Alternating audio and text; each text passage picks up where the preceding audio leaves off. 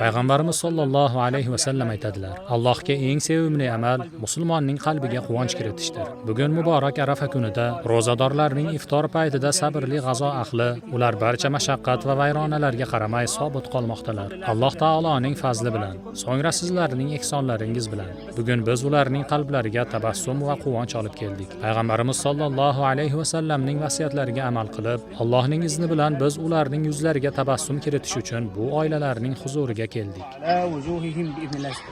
فلسطين صبرا إن للفوز موعدا فإلا تفوزين. الحمد لله والصلاة والسلام على رسول الله.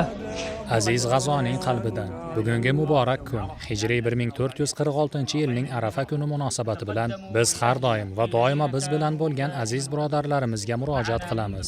Urush boshlangan kundan to bugungi muborak kungacha 21 oydan ortiq vaqt ichida sizlar bu vahshiy va dahshatli urush davomida doim bizga sherik bo'ldingiz. G'azodagi yaqinlaringizni qo'llab-quvvatladingiz. Sizlarga holimizdan va tilimizdan quyidagilarni aytamiz.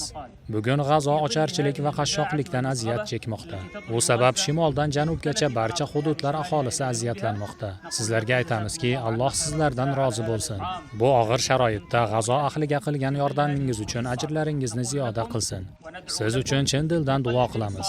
Alloh taolodan so'raymiz. U zot hojatlaringizni ravo qilsin. Bu duolar muborak soatlarda ijobat bo'lsin. Sizlarga faqat shuni aytamizki, Alloh sizlardan rozi bo'lsin. Yaxshiliklaringizni mukofotlasin. Ey Alloh, senga sening go'zal ismlaring bilan, oliy sifatlaring bilan, senga eng suyukli va eng yaqin ismlaring bilan iltijo qilaman. Ularning gunohlarini mag'firat qil, ayblarini yop, martabalarini ko'tar, ularni va ularning oilalarining maqomini yuksaltir. Qanday qilib ular bizni taomlantirgan bo'lsalar, sen ham ularni rizqlantirgin. Ey Alloh, ularni amonda saqla, ularni qo'llab-quvvatla, ularni tashlab qo'yma. Ey Alloh, bizga ularni ko'rishni nasib qil. Ularni suyukli payg'ambaring Muhammad sallallohu alayhi va sallam bilan jannatda uchrashtirgin. Alloh sizlarni panohida asrasin. U sizlarga sobitlik bersin, ishlaringizni yengillatsin. Assalomu alaykum va rahmatullohi va barakatuh. سلام على قاهرين العدا سلام على غزة الصامدين سلام عليكم وروحي لديكم تتم صفوف حماة العرين. Bugun nima tanovul qildingiz? Hali ovqatlanmadim. Ertalabdan hozirgacha hech nima yemadingizmi? Yo'q. Menga ovqatingizdan biroz bera olasizmi? Ha. Allohga qasamki, bu ko'rinish sahnalashtirilmagan. Lekin shu mashaqqatlarga qaramay G'azo aziz bo'lib qolaveradi.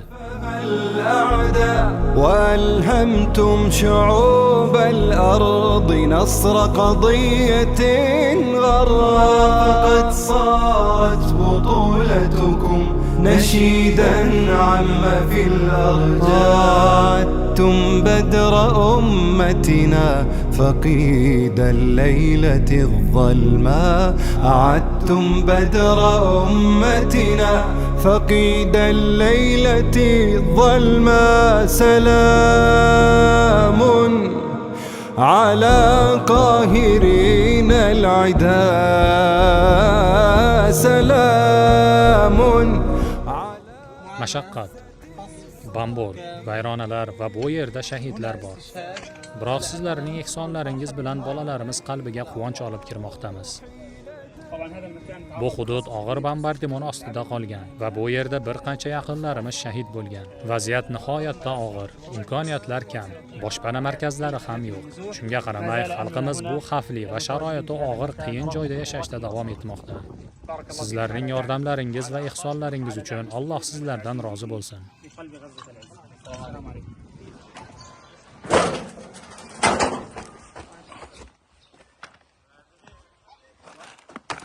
Bu yer G'azo.